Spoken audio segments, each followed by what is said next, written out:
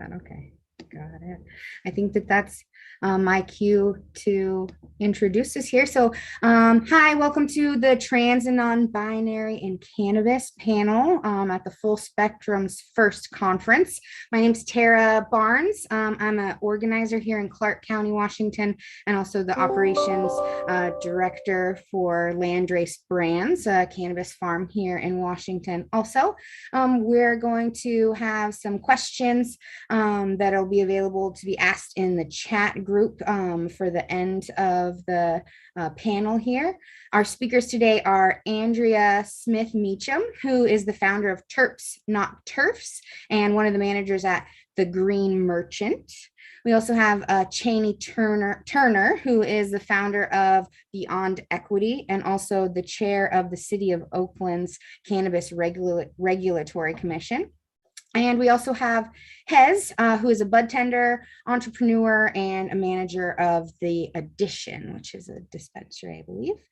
So we're going to have everybody take a couple of minutes to let us know a little bit more about yourself, what your pronouns are, and give it about 2 minutes each to do introduction.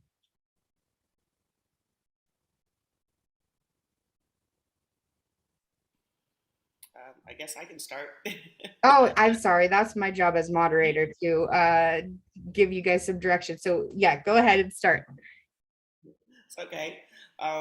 Good afternoon, everyone, or early afternoon, depending on where you are. My name is Chaney Turner, them, they, she pronouns, founder of Beyond Equity, a organization that focuses on cannabis education and advocacy, also chair of the Oakland Cannabis Regulatory Commission. Been in the cannabis space on the legal side, I guess, for about 5 years. I got into the space as a unlicensed operator on the gray market. And eventually transitioned, but focus has always been on an equitable industry and an inclusive industry. And thank you for the invitation to be here. Thanks, Chaney. I'll ask if Andrea wants to go next then.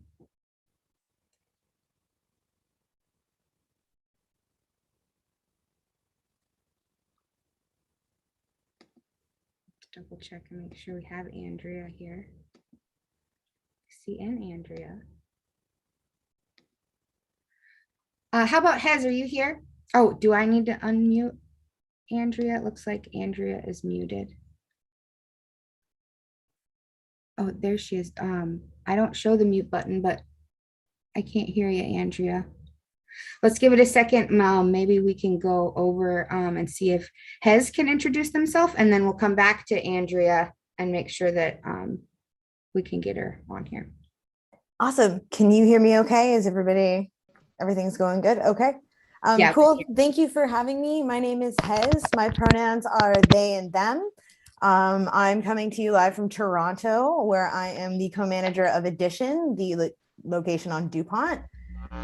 I am coming up on my 2-year anniversary on the legal cannabis industry, which is super exciting for me. I come from the hospitality and tourism industry of Niagara Falls. So I spent close to 20 years working in the tourist industry over there. My main focus in the industry is to help people with mindful consumption. So focusing on more than just getting high, like what about that do you enjoy, and pursuing those kind of experiences and bringing people together through cannabis and educating people. Yeah, that's pretty much what I'm bringing to the table right now. I'm currently working actually on the committee for a group called Tetherbuds, who are doing a bee week, a bud tender appreciation and recognition week in March. And hopefully I'll be working on some cool events coming up this summer and spring. But yeah, that's what I've got for you today. Cool. Thanks so much. I think that Andrea has. Can everyone hear me now? Yep, we can hear you. Go ahead. Okay. Sorry about that. I think my mic was a little faulty.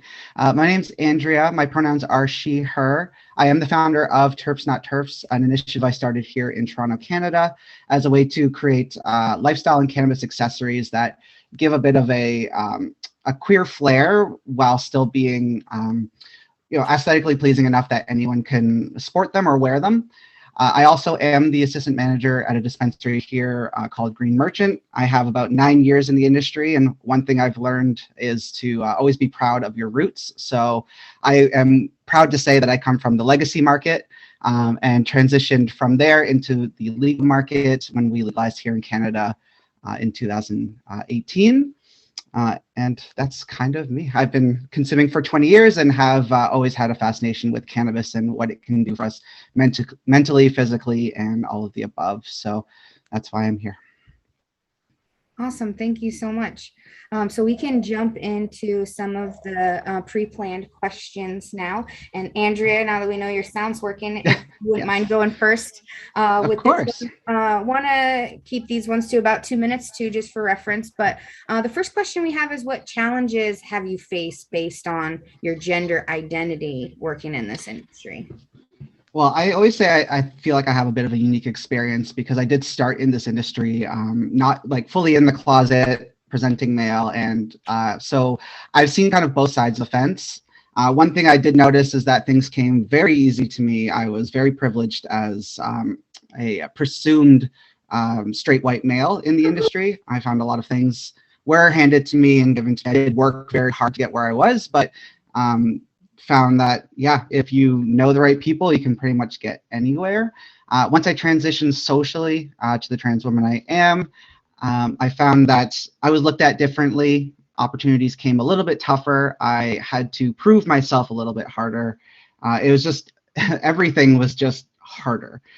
So when I made it into the legal cannabis industry, I honestly had to leverage a lot of what I knew, but even then, people look at you weird. They don't want you on their sales floor. They don't want you in their company. It's been a struggle. It's been definitely different being on the other side of the fence. I'm really sorry that you've had to deal with that. It's life. It's what we deal with, and this is why we're here, right? To make that sort of change and to educate people. Thank you for talking about it with us.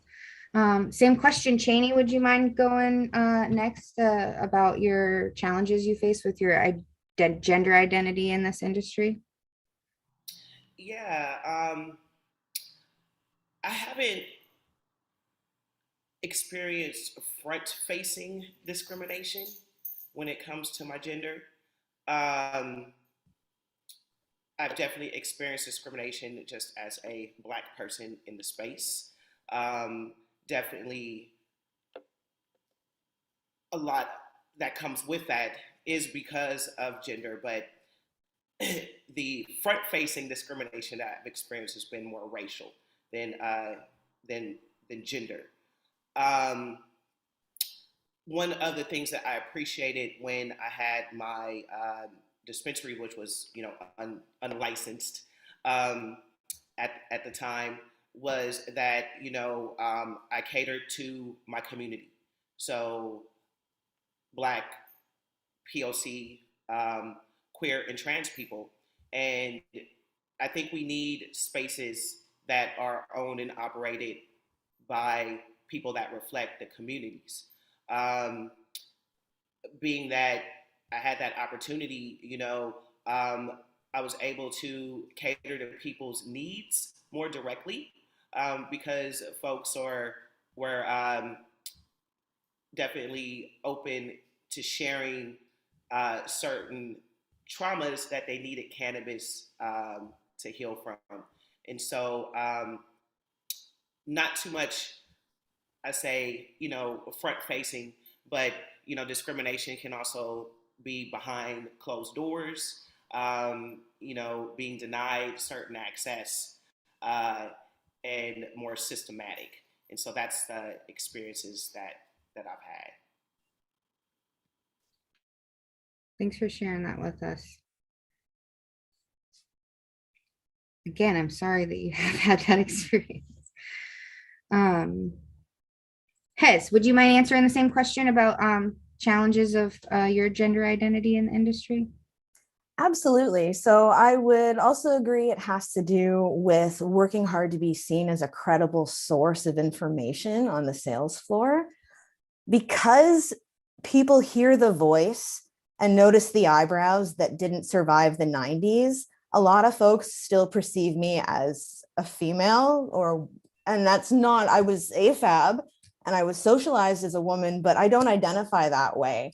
And so being perceived that way, having to work that much harder to be taken seriously is that challenge, but then to be working that much harder to educate people on what a non-binary identity happens to be is just kind of exhausting, to be honest with you. I find that I am more often than not one of the only visibly queer people in the space and in the dispensary. So I'm a lot of people's first point of contact with a queer person. So like, what does this mean? Explain these pronouns to me. Can I ask you a personal question? Is something that I hear all the time. And I feel like it's just work on top of work. It's work to prove that I know what I'm talking about when it comes to cannabis, and then work to prove that I'm worthy of being in your space as a human being. It costs money to do that. You know what I mean? I've spent time and money on product and courses and things to reinforce what I know that like some straight white dudes just don't have to do to be seen as credible. So yeah, that's what I would say my experience has been so far. Yeah. Thank you for doing that work, even though nobody asked your permission necessarily before, right? And if you don't mind, we'll go to the next question and I'll just go backwards and we can start with Hez this time. Have you ever been misgendered deliberately or accidentally? And then maybe like, how do you handle that? So I get misgendered almost every single day. More often than not, it's by customers. And I like to give those folks the benefit of the doubt. Their inability to perceive people beyond the gender binary doesn't negate my queerness. I'm still valid as who I am, whether or not they can pick up on that or not. So it's been work to kind of unpack that and accept that for myself, but it's something that I try to keep in mind when I'm dealing with the public.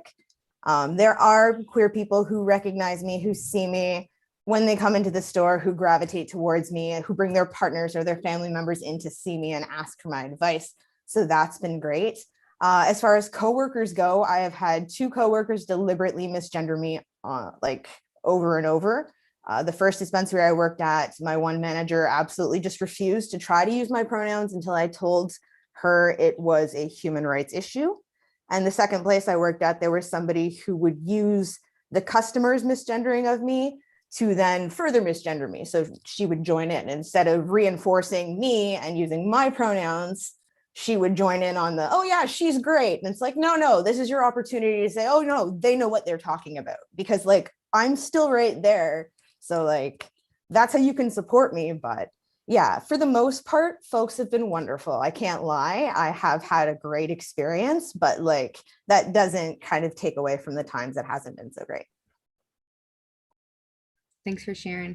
Chaney, do you want to answer the same question about misgendering?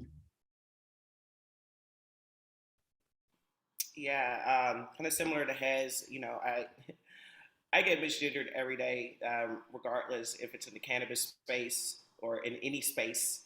Um, and yeah, it can be tiring. You know, um, I live in Oakland, the Bay Area, and so it's kind of, you know, we normalized, you know, in greeting and introducing ourselves using pronouns, and that extends, you know, beyond the queer community. And so I feel culturally, and also, you know, here in the Bay Area, you know, cannabis movements was started by queer and trans people, and so we've always been um, at the forefront of the cannabis movement. Um, and and yes, while there is, you know, discrimination, I feel that we've created, you know, just culturally a more inclusive industry where queer and trans people have always been included. Again, just going back to, you know, some of the systems that create certain barriers for um, Black people, people of color, women, and queer people that exist in within the industry, but just on the surface, uh, again, most of the discrimination that I've experienced, that's been front facing um, has been more race based, especially in going to some of these conferences and trade shows and just pretty much anywhere where there isn't much visibility. You might see some queer people or trans people there, but there's not a lot that look like me. And so it's really making the space inclusive for queer and trans people, but also knowing that the LGBT community is a rainbow of many different people. And so we have to make sure that in any spaces that those people are uh, included too. Thank you. That was really well said. I appreciate that. Andrea, misgendering challenges. I have been misgendered both accidentally and purposely. Accidentally, I find. Oh, is my mic working? Yeah. Okay. Sorry. So I find accidental misgendering usually comes with a barrage of apologies, stories about how they know somebody that's trans, or they know somebody in the community, and that's usually something forgivable. You can kind of correct and move on. When it comes to purposeful misgendering, it's hard. I've had customers stalk me in dispensaries that I worked, waiting for me to personally be available for them so that they could misgender me directly and purposely. When I held the position as a sales manager here in the industry as well, too, I received transphobic emails from dispensary owners.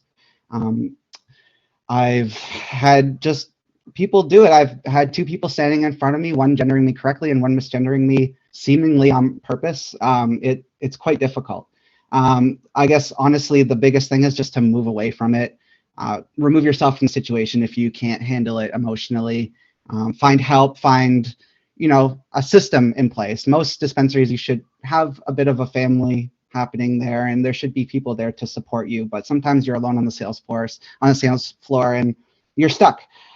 So it can be challenging. It comes with a lot of challenges and a lot of emotional work to be involved in that. And I found that compartmentalizing is just something that comes with the territory. You kind of take it, you put it to the side, and you have to go on with your day, because if you have an emotional breakdown, you can't do your job. You won't survive in this industry. You're just going to have to just push on and educate as best as you can and find a support network. And can I add something else too? I think it's important. When I had my dispensary, I owned and operated it. It was 100% LGBT owned. And so I think that makes a difference in the environment and creating, safe spaces for staff and employees, because the culture is already there, to support community. Also, promoting to our community, letting them know that this is, we have a space where you can come and get medicine, and it's 100% safe and inclusive and representative of communities. And so it's really making sure that we are not just, it's the same thing, when we talk about an equitable industry, right? You just can't have, Black bud tenders and security guards. You need executives and owners, and it's the same with the LGBT community. We need trans owned and operated spaces, right? More women-owned spaces, because when it's not, it's just more of the dude bro culture, that's coming in, and if your staff and employees aren't feeling safe, I'm pretty sure that customers coming through the door aren't either. And it's up to these establishments, that are predominantly cis white male owned, to actually be held accountable when whether it's staff or people, patients walking through the door aren't feeling safe. Thanks for that addition. And we'll start with you this time, Chaney, if you don't mind. The next question is, what has surprised you about being trans or non-binary and working in the industry? Maybe something you didn't expect. You said what surprise? Yeah. Well, yeah, I'm gender non-binary. You know, nothing has surprised me in regards to, my gender per se. I'm just surprised that I'm here sometimes. I definitely didn't expect, 5+ years ago that, we'd be here. I'm just surprised at this industry is still evolving, is still, new. And so there's always, different types of surprises. I think and I don't know if the word surprise is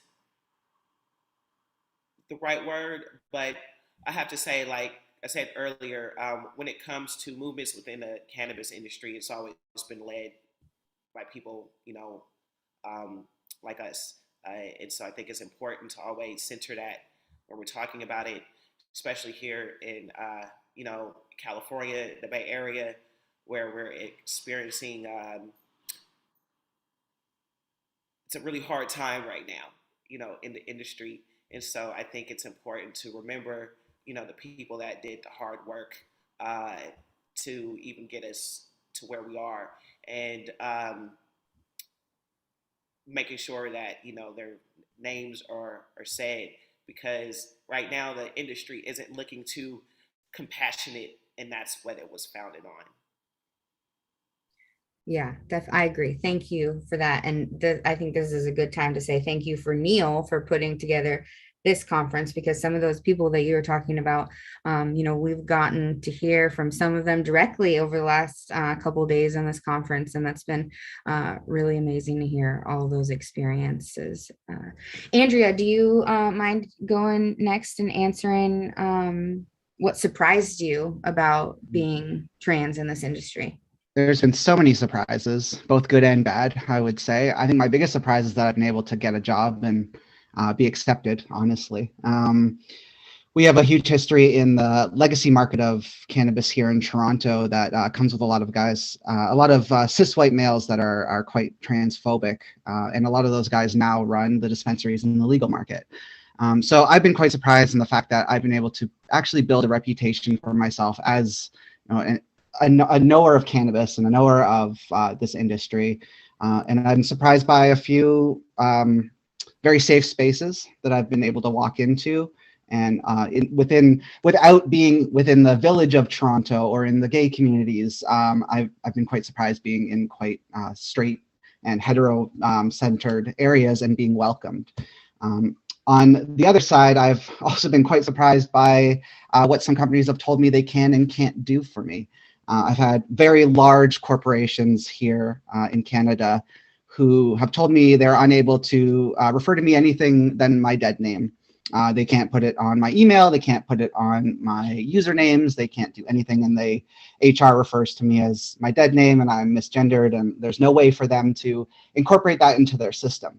And then on the flip side, I've been very surprised because of the precedent that those corporations have set. I've been surprised by other companies telling me, no, this is completely possible. While your dead name may have to appear on your contract because it is your legal name, we have full ability to use your chosen name and your name as your username and your email, and as how everyone knows you within the company. So those are a lot of surprises I've had, and a lot of people have set different bars for me in this industry. So it definitely, I think every day is kind of a surprise. And then furthermore, the sub community of queer bud tenders and queer cannabis community members has been a very big surprise, because I never thought I would find a community or even a small network of people. So that's been huge, beautiful surprise for me, that I have, people like Hez in my community that I can talk to, and we can chat about our experiences and kind of relate to each other and kind of protect each other in a sense of the word as well too. So yeah. That's super rad. Thanks, Andrea. Hez, you want to answer the same question? Heck yeah. And yeah, I really appreciate that. Just to kind of go on what Andrea was saying, is like finding that network of queer folks within this industry has just been, life-saving. Yeah, you know what? I will say it. It's been life-saving. It's been an absolute lighthouse in a shitstorm sometimes. And just knowing that there's other people who get it and who have been through the same kind of thing has just been like fantastic. I would say the surprise for me has been the ease around pursuing a physical medical transition. When I pursued a gender affirming surgery before I had been in the cannabis industry, I was the victim of constructive dismissal because I had taken a month off to recover. So when I decided last year that I was going to have top surgery, I was kind of prepared for that kind of battle again. I'm going to need this time off. I'm not going to be able to do XYZ thing for this amount of time. And it was like, absolutely, that's what you need to do. You need to go and do it. We'll make it happen. And my coworkers made it happen for me and supported me while I was gone and welcomed me back and did what they could. I was very pleasantly surprised that my experience in this industry was the complete opposite of the one that I had cut my teeth in. Really, I'd spent 15 years in the restaurant and hospitality industry. So to know that such a new industry had my back in this way, like, I will say, yes, I know I'm like a white, thin, able-bodied, androgynous person. And so that does come with a host of privileges. I want to recognize that for sure. But yeah, I was surprised at how easy it was for me to like do what I needed to do to feel good in this body and go back to work.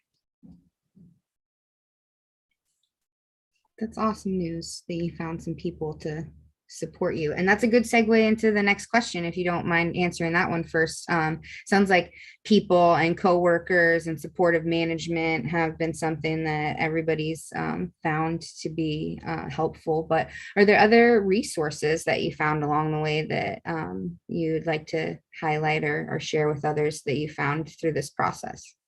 For sure. So I think definitely the High Buds Club was one of the first kind of like touchstone places where a lot of the bud tenders were able to come together and like self-identify as, this is where I'm from, this is what I believe in, and this is who I am as a person. And like from there, like we were able to find like like-minded individuals and then find our own little subset. So like that was very, very helpful.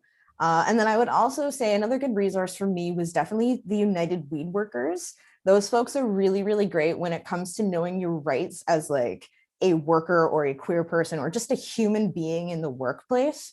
So anybody watching who needs any kind of support, I would definitely check out the United Weed Workers Instagram for sure. They are the most resourceful human beings and some compassionate folks.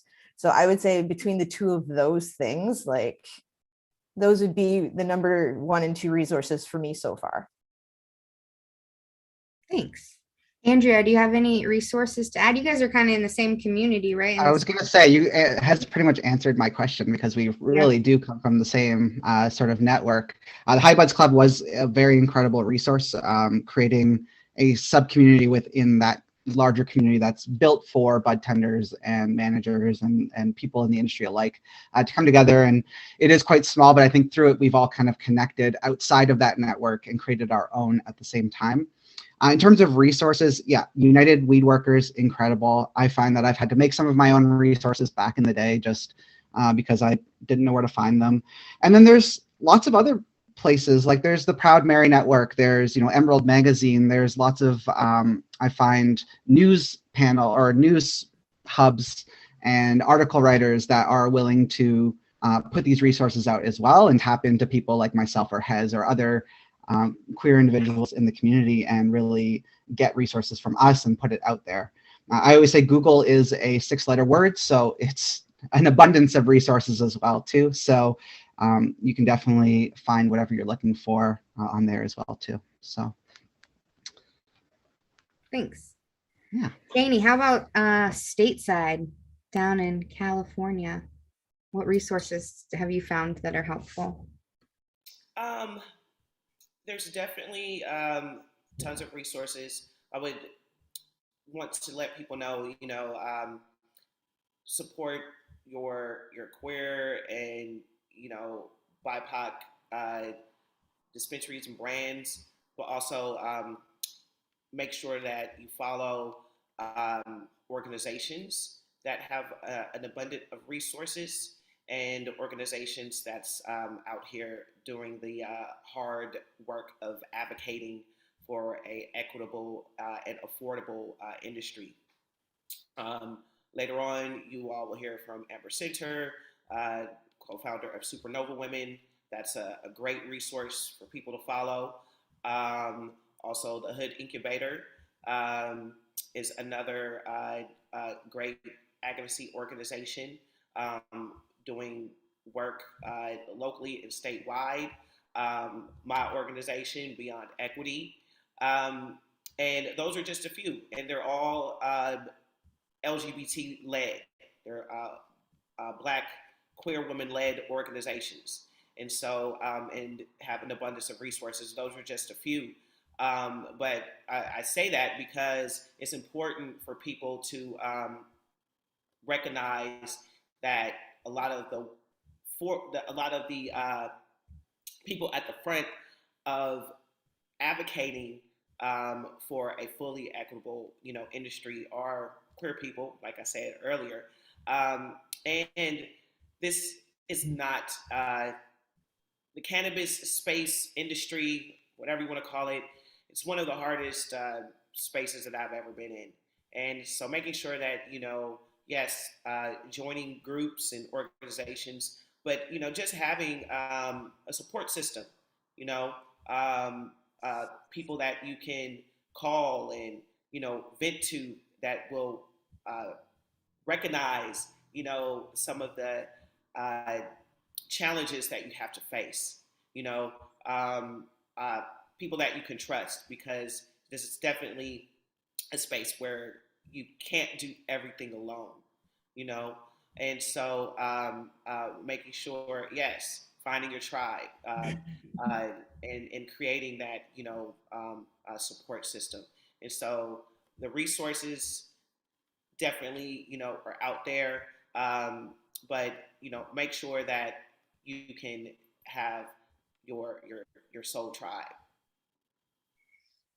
That's great. There's been some very convenient segues throughout this panel, because the next question is, have you been able to find a community? And it's all three of you have touched on that a little bit, but starting with Chaney again, if there's anything else you want to add about just being part of a tribe in general, then we'd love to hear it. Yeah, pretty much like I said, finding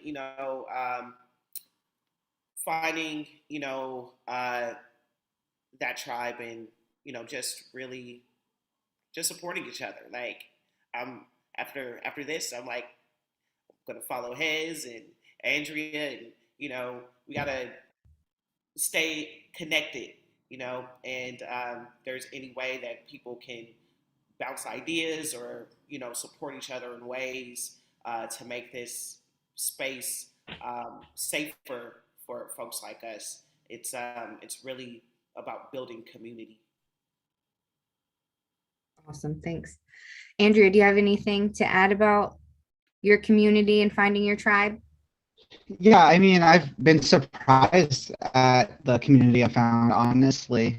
Another great surprise. And honestly, it comes down to even a community that you're not aware of, because when I was asked to do this panel and I found out that Chaney was on here, I was like, oh my God, I've done a panel with Chaney before. I follow Chaney and we know I know we know each other. And so to have, someone else join this that, is another country away from me, but I can feel comfortable with them, is an amazing thing for me. So, finding out that you have these people that you've come across in your day and that they're rooting for you and they are there for you is such a beautiful surprise. And there is a hidden community out there that you are aware of that you don't even realize sometimes. And I think just from the different networks that Hez and I have been a part of. We've crossed paths many times without realizing it. We have built this little tiny community within Toronto, even of people that when we go to events, we see each other, we huddle together, we get through the event together, because a lot of events out here are not queer friendly and not cannabis friendly, even in the cannabis space. It's odd to go to a cannabis event and find alcohol there when a lot of people in cannabis are recovering alcoholics, or substance abusers and things like that, who are using cannabis to escape that reality or that world. So having those people and coming across them and running into each other is such a beautiful thing. And I think that's truly amazing thing about Toronto. Specifically, is that we have each other, and that it is such a small city in regards to walkability, that we have each other at our doorsteps and we can visit each other's dispensaries and be safe. So I think that's really amazing, and I find your community will pick you when you give your authentic self. They will come to you and they will find you, and you'll be accepted authentically and easily. Hez, you have anything to add about community? Yeah, absolutely. And like, just to kind of go with what Andrew is saying, like, yeah, it's been great to find those pockets of people, especially at those events. Like, we were all joking, the one conference was like super broy, and it was like that culture. And how do you have a cannabis conference and not put any ashtrays out? Like, yes. But the nice thing for me that I have noticed has been it's been on Instagram a lot. And like, I know social media is such a double-edged sword, and I know it's not always safe for queer people, but I find that being visible on social media has kind of opened up that discussion with folks. And I know that there's been certain people who have reached out to me who have either been questioning their gender themselves and wanting to know how I went about it, or people whose kids, like people in the industry who have young kids who are, just figuring it out for themselves, that their kids might be non-binary, or their kid has come to them and said, hey, I don't feel like this gender. And they reach out to me and ask me like, hey, how do I navigate this? What should I say? What would you have wanted to hear? And like, knowing that these people in the industry see me and then see me as a resource as well. Like, I know I spoke on the work being exhausting at the beginning of this discussion, but that kind of work is specifically rewarding. So I really love to see that. And like, growing that community of allies as well is like super helpful, I think, in advancing where this industry needs to go. Exhausting and rewarding are not mutually exclusive terms, right? Like, it can be simultaneous. Thank you so much for that. Next question. And we'll go back to the beginning, start with Andrea this time. What would you say to somebody who's trans or non-binary in the industry and they're uncomfortable being out and open about their gender identity?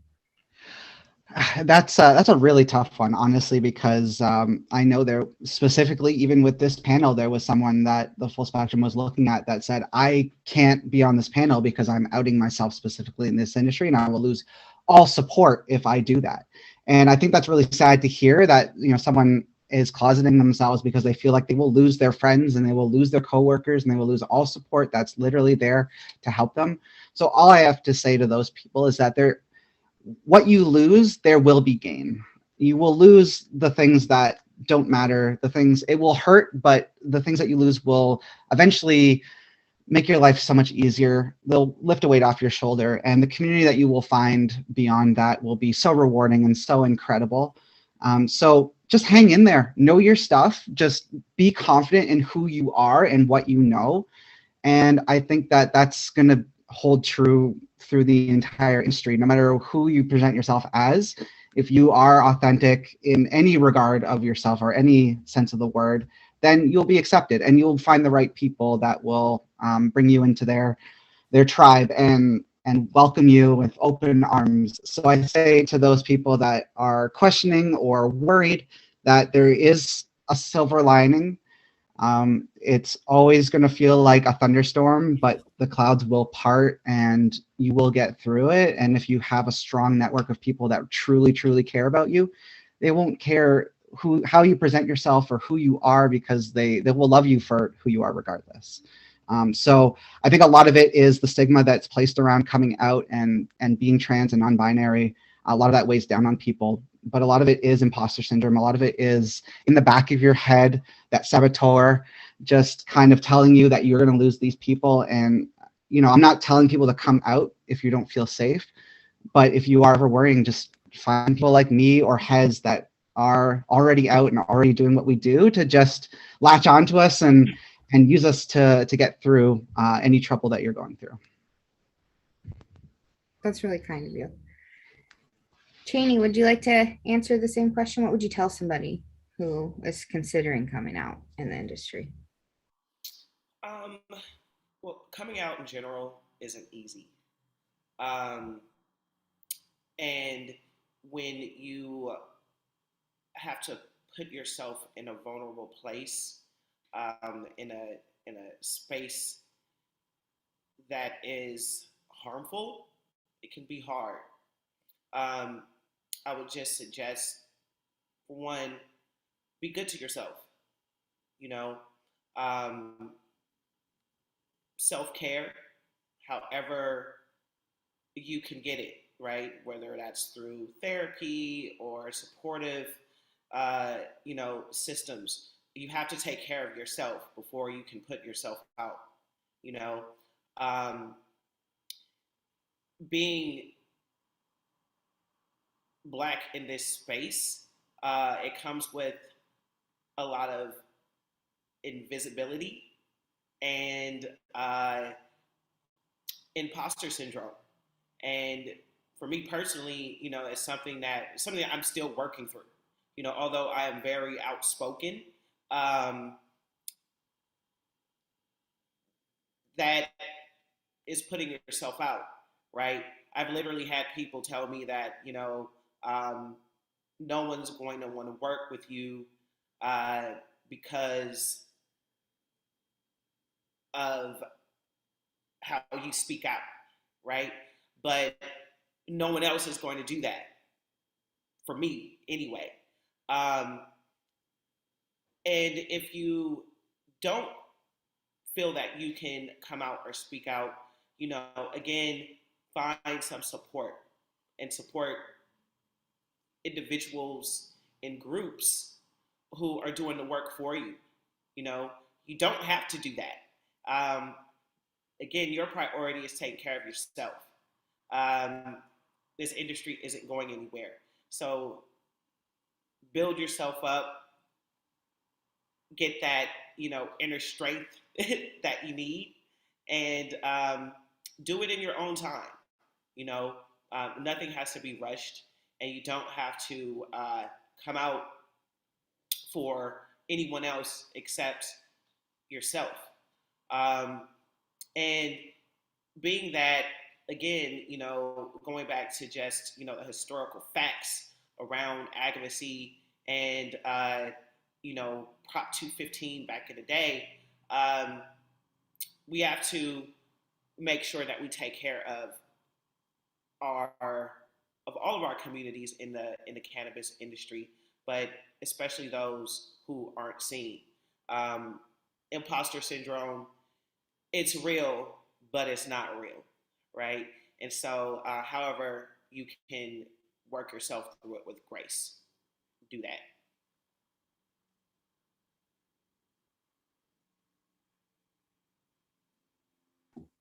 Hez, you want to add to the advice question? Yeah, I would say that other people don't hold the key to your queer identity. So whether you are out or not, your identity as a queer person in this queer community is valid, no matter how long it takes you to find yourself or to come on this journey. It's valid. So other people don't hold that. So you hold that. The other thing that I would say, it's kind of cheesy, but it's something I've said before. And it's the same advice that I'd give people who are taking edibles for the first time. Start low and go slow. Find one small thing that makes you feel true to yourself and really, really good, and incorporate that into your everyday. So if you want to paint your nails, but you feel like you can't paint your fingernails and go to work, paint your toenails, because no one's going to see that and you're going to feel good. You know what I mean? If there's a certain piece of clothing or jewelry that makes you feel great, wear it. Wear one every day, wear a different one. If there's a shirt or a haircut, just small things that make you feel complete.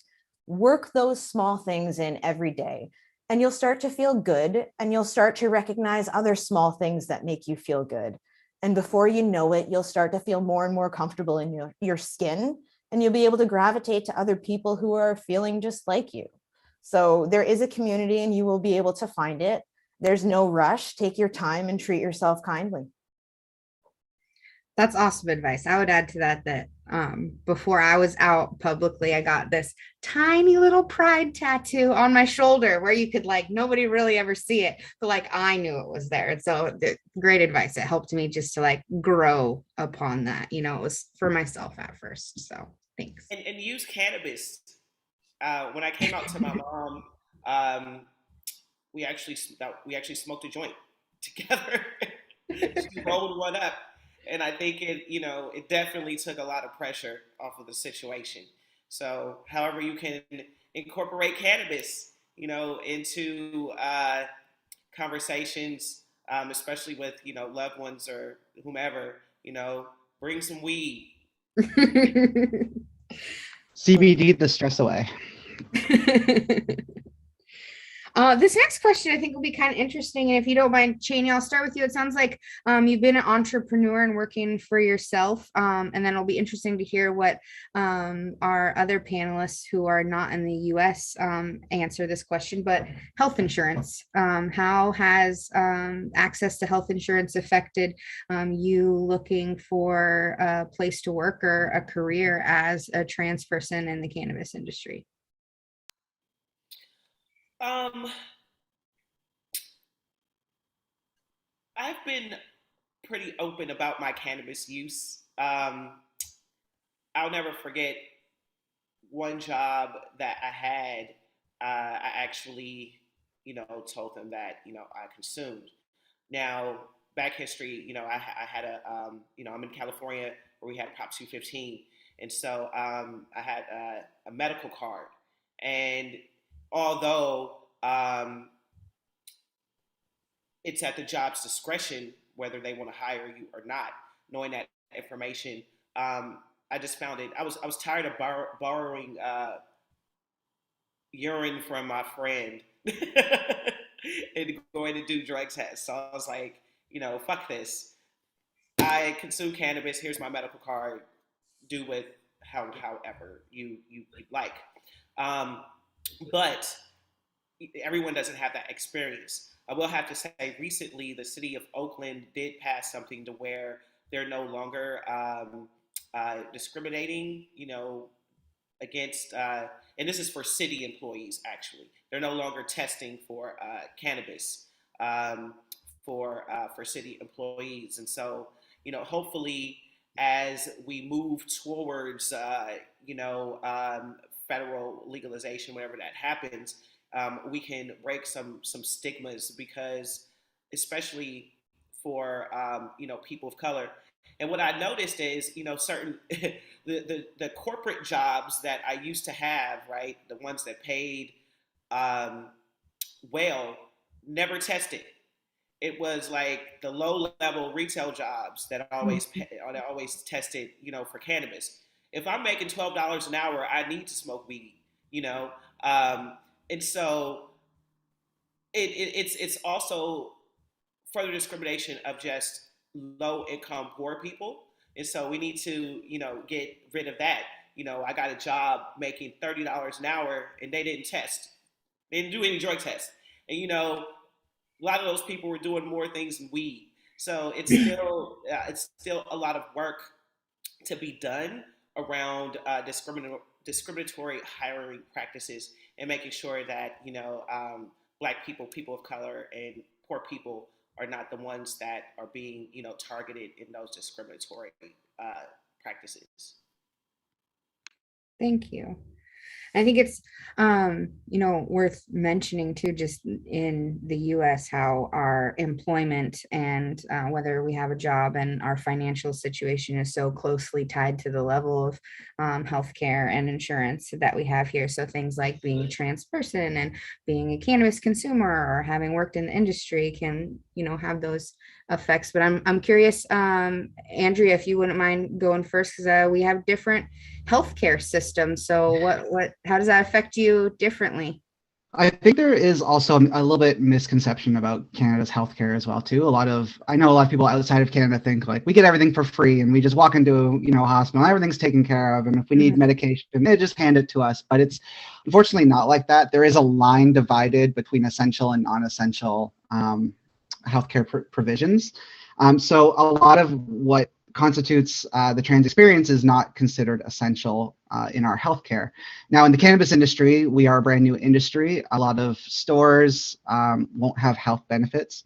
So while we do have our Ontario health care, if I needed surgery, I could go in and get it taken care of. But it's the health benefits that a lot of low-wage workers rely on to, have money taken off of their monthly prescriptions or other affirming care that they might need that's not necessarily covered by our healthcare. So a lot of excuses right now are that dispensaries are too new and they're too small to provide health benefits to their employees when their office staff or the CEOs or the executive staff all have amazing benefit because they've paid themselves in and they can afford to. So this is something that's happening in our industry where we're kind of being pushed aside, and we have monthly bills. For me, hormones are quite a costly experience. If I want any sort of surgeries outside of sexual reassignment, then I will have to pay out of pocket for anything that may affirm my gender or affirm my feelings will still have to be paid for.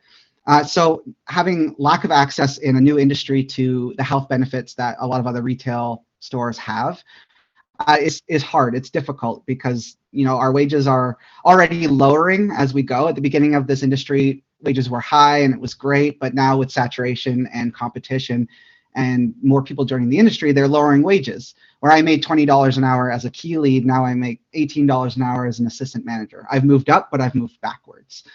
So that's a difficult task. It's quite a challenging thing to be a part of. And obviously there's living requirements and rent and all that other stuff that we have to deal with as well. So it's been difficult having to talk to owners and, them telling you that something is not possible when you can see it is possible. So I think that's the biggest thing that we deal with out here.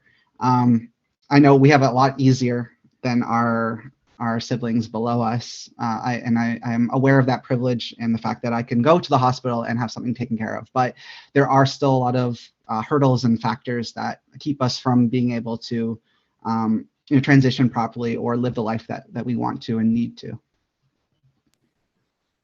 Thanks, Andrea. Neil, let us know. We have about 8 minutes left. There's one more question that I think I can combine into two, and then there's a couple good questions in the chat too. So I'll give Hez a chance to add to that question about insurance, and then we'll move on to the last one. Just keeping in mind that we're getting close to the time here. I was just going to say, not to look a gift horse in the mouth, but when you are fortunate enough to get benefits through your employer, a lot of the paperwork and forms that they provide you with to fill out aren't up to date in reflecting a non-binary option when it comes to putting your gender down on paper. So I was given a deadline to fill out these forms and I had to wait because I had to reach out and ask for updated forms. And then after I jumped through all of those hoops, when I did get my benefits package, it was still misgendering me. So why did I even email to find an up-to-date form if then the next form that gets to fill out hasn't been updated to include a non-binary identity? So there are still kind of flaws in the system for trans folks and non-binary and gender non-conforming people, even when those benefits are provided for you. So some of that needs to be updated definitely as well. Thanks. And I'll start with you again for the last question, if you don't mind, Hez. I'm going to kind of combine them together, but what changes have you seen in the industry since you started? And then what would you, or what can we be doing, as allies in the industry or a part of your community to help support trans and gender diverse folks in the industry? I feel like I've started to see a lot more gender diverse folks working in the industry, which has been great to see, because I feel like that ultimately is what's going to propel change forward. I think at like the store level and dispensary level, what we need to do is we need to like work together to like get rid of gendered language when we're speaking to our guests. And I feel like on an like operating system level, I think the like in-store POS systems need to get away from like having specific names attached to orders. It should be numbers and then proof of credit card, as opposed to dead names on licenses and show me this picture of you that you might not be comfortable with. There needs to be some kind of facilitation between picking up the order and not showing ID that you may not be comfortable showing, or resources to help those folks access changing your name. Because I think that could be a cool way to like put that forward as well. But, that's a lofty ambition. So I'll pass it along. Chaney, do you want to add to that last question? Sure. Can you repeat it again? Yeah. What changes have you seen in the community since you started in the industry? And then what would you tell folks about how we can be supportive to the trans and non-binary community and do better? I think if we want to be supportive to these communities, we have to be supportive of equity across the board, because it is literally about accountability and transparency to have an inclusive industry, right? It's not just, people think of like equity or social equity and they automatically think of just Black people. Well, yes, think of that, but also think of other communities that are just as marginalized, right? And so it's not one or the other. When we support an equitable industry, we're supporting all of these communities to be included. And by supporting these communities, we can have more ownership. That's what we need. We have to be empowered to lead the changes that we want to see, right?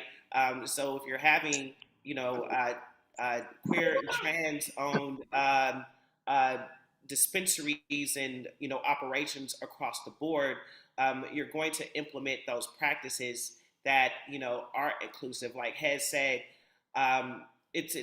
we have to lead in changing some of this outdated culture. We should not be addressing anyone as sir or ma'am. None of that. Create systems where you can put the person's preferred pronouns and name. And also, I believe that having smaller, operations, neighborhood brick and mortar dispensaries where people can go and you're actually seen, as a person. It's not as transactional. At least that's how I operated, my space. But supporting these communities, it's supporting equity, support these communities across the board, and it forces the changes that we want to see. Thanks. Andrea, would you like to answer that last question? I think the biggest change I've seen so far in this industry is honestly the willingness to have the conversations that we're having now.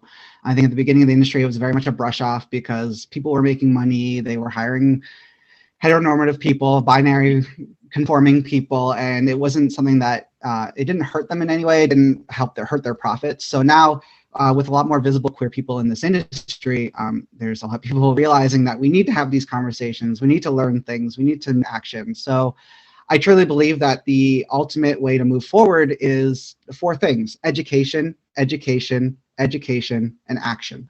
We need to learn, and always be learning, but also we need to take that that learning and put it into action. If you go to college for a trade, you don't come out of college and just not do that trade anymore. You go and you apply it to your everyday life, and you go and you get a job and you do it.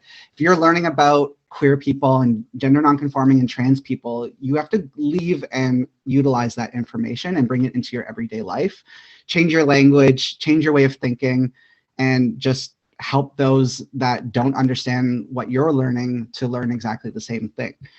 So I think that's kind of my answer to those two questions, is that we are having these conversations. People are realizing that, you know, the queer community generates a lot of profits. And I think that's not the best reasoning to move forward, but I think that little subtle kick in the butt is a good thing in general, because it's getting people aware of how the world is changing around them and where we're coming to in this industry.